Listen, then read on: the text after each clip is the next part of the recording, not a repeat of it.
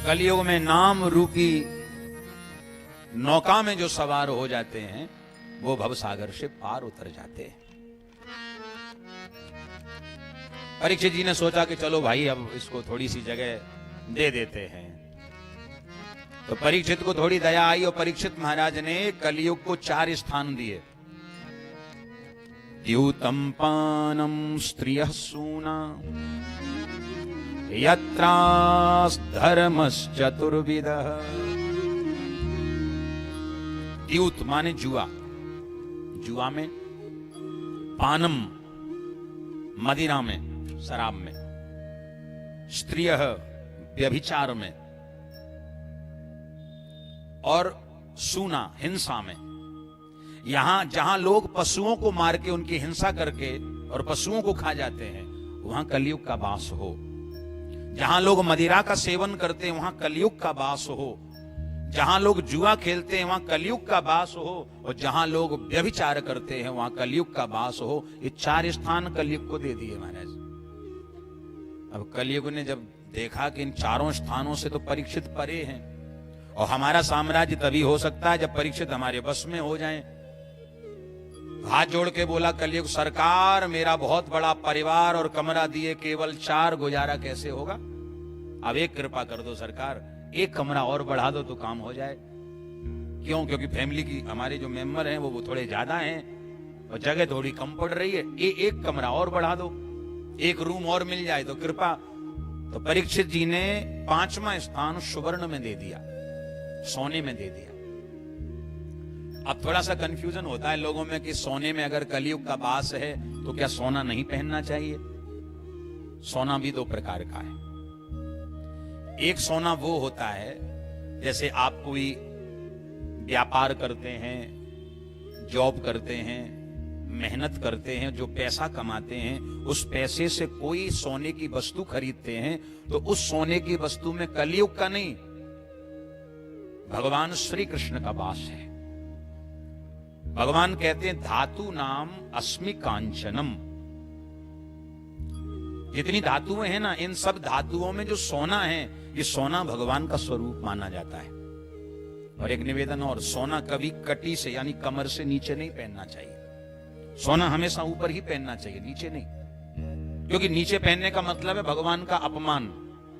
हमने देखा कई बार लोग जो जिन पर, या हो सकता है उनको इतना ज्ञान नहीं होगा, पैसा बहुत हो जाता है तो कई माताओं को हम देते सोने की वो पायल बनवा लेती, सोने की। हमें एक बार मिली कोई देवी जी, तो मैंने कहा कि ये सोना आपने पैर में क्यों डाल रखा है? वो आजकल तो चलता है ना महाराज।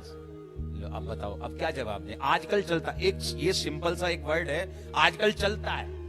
क्यों भाई, क्यों चलता है? जबरदस्ती क्यों चला रहे हो? बोलो राधे राधे। आजकल चलता है, आजकल तो बहुत कुछ चलता है, फिर फायदा क्या रहा सत्संग कथा का?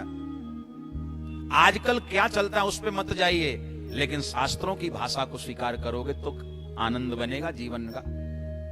जीने की कला तभी मिलेगी जब शास्त्र संगत बात हम स्वीकार करेंगे। सोने में भगवान का वास है, लेकिन अगर कहीं रास्ते में कोई पड़ी सोने की वस्तु मिल जाए, कोई किसी का चोरी करके लाए, कोई किसी का छीन करके लाए, तो उसमें फिर भगवान का नहीं कलयुग का वास होता है, उसमें कलयुग रहता है। एक दिन परीक्षित ने अपना राज खजाना खोला, तो परीक्षित ने देखा सुंदर सोने का मुकुट, और ये मुकुट छीना हुआ है। परीक्षित के दादा भीमसेन जी जब जरासंध का उद्धार करके लौटे थे तो सोने का मुकुट लाए थे, उसका छीन के खजाने में जमा कर लिया था। पहले के राजा ऐसा ही करते थे, किसी भी राजमहल पे चढ़ाई करते थे तो उसका सारा खजाना अपने अंडर कर लेते थे, और वही हुआ। तो आज परीक्षित जी ने वो मुकुट अपने सर पे बांध लिया, कलयुग को प्रवेश मिल गया और कलयुग सिर पे सवार हो गया। और देखो भैया, जब तक भगवान यहां बैठे हैं ना, यहां ठाकुर जी, विचार बहुत अच्छे आते हैं। जब तक हम लोग सत्संग में बैठे हैं, कथा में बैठे हैं, तो इसमें इतनी बुद्धि में इतने सुंदर सुंदर विचार आते हैं, कितना आनंद आता है, मगन हो जाते हैं, सारा दुख दर्द भूल जाते हैं। और जैसे ही कथा से बाहर निकले सोई खोपड़ी पे कलयुग सवार हो जाता है। बोलो राधे राधे। फिर वही व्यवस्थाएं, वही प्रपंच चालू हो जाते हैं। लेकिन जब तक हम सत्संग कथा में बैठे हैं तब तक इसके अवगुणों से हम बचे हुए, दोषों से बचे हुए।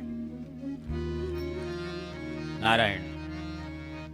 अब परीक्षित जी शिकार करने को जंगल में गए, आखेट कीड़ा करने को गए, भूख प्यास से व्याकुल हैं, रास्ता भटक गए तो सामने समीक मुनि के आश्रम पर पहुंचे, जहां समीक मुनि ध्यान में बैठे थे। परीक्षित जी ने उनसे निवेदन किया, जलपान की याचना की कि थोड़ा जलपान कराओ।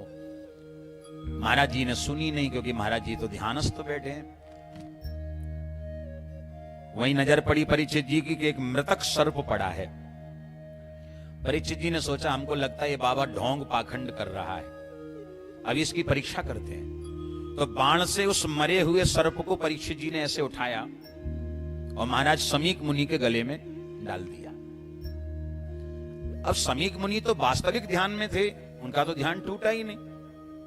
वापस परीक्षित जब लौट के आए घर में, अपने सिर का मुकुट उतार के जब अलग किया, और कलयुग का असर जब समाप्त हुआ, पश्चाताप हुआ, पीड़ा हुई कि मैंने आज एक साधु का, संत का अपमान कर दिया, जो मुझे नहीं करना था। मैं एक बात आपसे निवेदन करता चलूं, सभी ध्यान से सुनना। ये क्रोध नाम की चीज है ना, ये क्रोध का जब भी शुभारंभ होता है तो हमेशा मूर्खता से होता है। क्रोध का शुभारंभ हमेशा मूर्खता से होता है, और क्रोध का अंत हमेशा पछतावे पर होता है। जब क्रोध आता है ना, तो हम लोग ये नहीं देखते कि हम करने क्या जा रहे हैं, किसको हमने क्या बोल दिया, किसको क्या कह दिया। बाद में हमको थोड़ा महसूस होता, अरे नहीं नहीं नहीं, हमको ऐसा नहीं बोलना चाहिए था, हमसे गलती हो गई। लेकिन कहावत है ना कि अब पछताएं होत का, जब चिड़ियां चुंग गई खेत। बोलो राधे राधे। एक बार आपने किसी को कटु वचन बोल दिया, किसी को बुरा बोल दिया, तो फिर पछतावे से वो बात संभलती नहीं है। कि रहे मन धागा प्रेम का, मत तोड़े चटका, और तोड़े से फिर ना जुड़े, और जुड़े गांठ पड़ जाए। जीवन की सबसे बड़ी तपस्या क्या है? अपनी वाणी पर कंट्रोल। बोलो राधे राधे। ध्यान से सुनना, जिसने अपनी वाणी पर कंट्रोल कर लिया, आप समझना कि वो भी कहीं ना कहीं तपस्या ही कर रहा है। जीवन जीने की एक कला है कि हमारे जीवन में एक सम्यकता होनी चाहिए। सम्यकता का मतलब क्या है, मैं बता देता हूं। संत कहते हैं बोलो, बोलना बिल्कुल बुरा नहीं है, लेकिन आगे लिखते हैं बको मत। बोलिए, बोलो पर बको मत। खाओ और छको मत। चलो पर थको मत। देखो पर तको मत। ये चार बातें बहुत महत्वपूर्ण है। आप बोलिए, सबसे मीठा बोलो, मधुर भाष आपका होना चाहिए। मीठा बोलो, अच्छी तरह बोलो, स्वागत करो, प्रेम करो लोगों से, अच्छी बात है।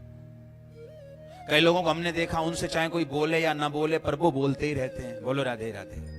आज घर गृहस्थी में जो लड़ाई झगड़े का कारण पता है क्या? यही कारण है कि कोई हमारी सुने या ना सुने, हम सुनाने में ही लगे हैं। और समझदारी ये है कि आपको अगर कोई नहीं पूछ रहा तो आपको शांत हो जाना चाहिए। और वैसे भी आयु के अनुसार धीरे धीरे अपने आप में गंभीरता आनी ही चाहिए। अपने आप को इतना गंभीर बना लो, जहां जरूरत है वहां बोलो, जहां जरूरत नहीं है वहां बिल्कुल मत बोलो। आपका जीवन भी अच्छा निकलेगा और आपके संबंध भी मधुर चलेंगे, संबंध भी मधुर होंगे। दूसरी बात, ऐसी वाणी बोलिए जो मन का पाखो,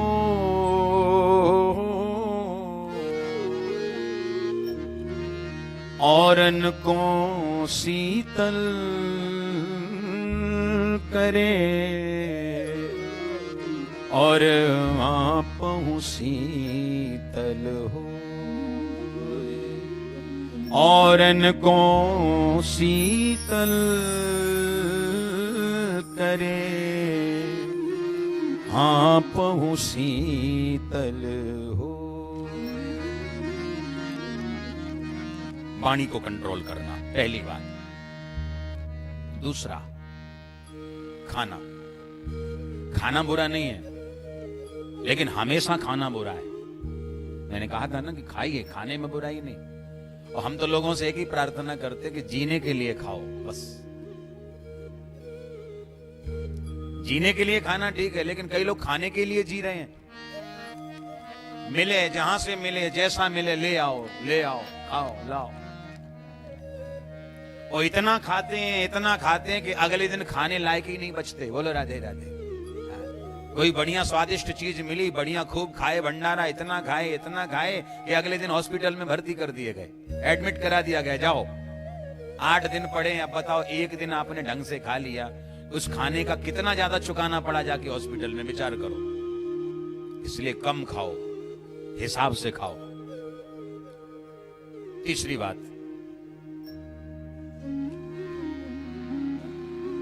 बात, चलो, थको मत। ओ देवता, ये किनके हैं बच्चे? ये इन पास में बिठाओ जिनके हैं, बिठा लो माता जी, नहीं तो इधर समझा करो आप। दुर्घटना से देर भली। मेरी बच्चों से प्रार्थना है, माताओं से, जिनके हैं अपने पास बिठाओ, क्योंकि आप जानते हो जब जहां ऐसी कथा इत्यादि होती है तो वहां तार भी होते हैं, करंट के तार भी होते हैं ऐसे वैसे। तो अपने पास पहले ही सावधानी से बिठाओगे तो अच्छा होगा। एक बार बोलो राधे राधे। तो तीसरी बात, चलना बुरा नहीं। चलने का मतलब है कि जीवन की जो हम यात्रा कर रहे हैं, इस यात्रा में विषयों को भोगते भोगते हम लोग इतना थक जाते हैं अंत में कि भगवान का नाम लेने के लिए हमको फुर्सत नहीं होती। जीवन की यात्रा करते करते चले ही जा रहे हैं, कमाई कर रहे हैं, ये कर रहे हैं, वो कर रहे हैं, लेकिन अंत में जब समय आता, लोग कहते भैया भजन करो। अब शरीर में सामर्थ्य ही नहीं रह गई, इतने थक गए जीवन भर कार्य करते करते कि अब शरीर में सामर्थ्य नहीं है, भजन कैसे करें। वो अंतिम बात, देखो, थको मत। जैसे कोई भी सुंदर वस्तु हमें दिखती है तो निश्चित है कि सुंदर वस्तु दिखती है तो देखने का मन भी करता है।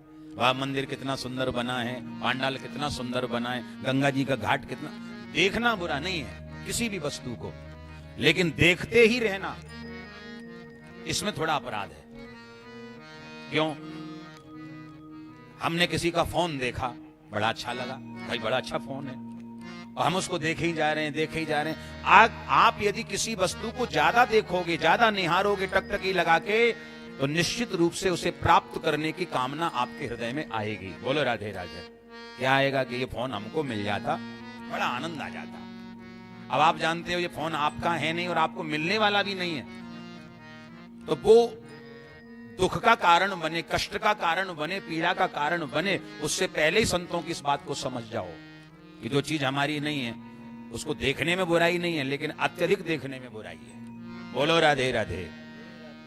थोड़ा न जोर से बोलो। हाँ।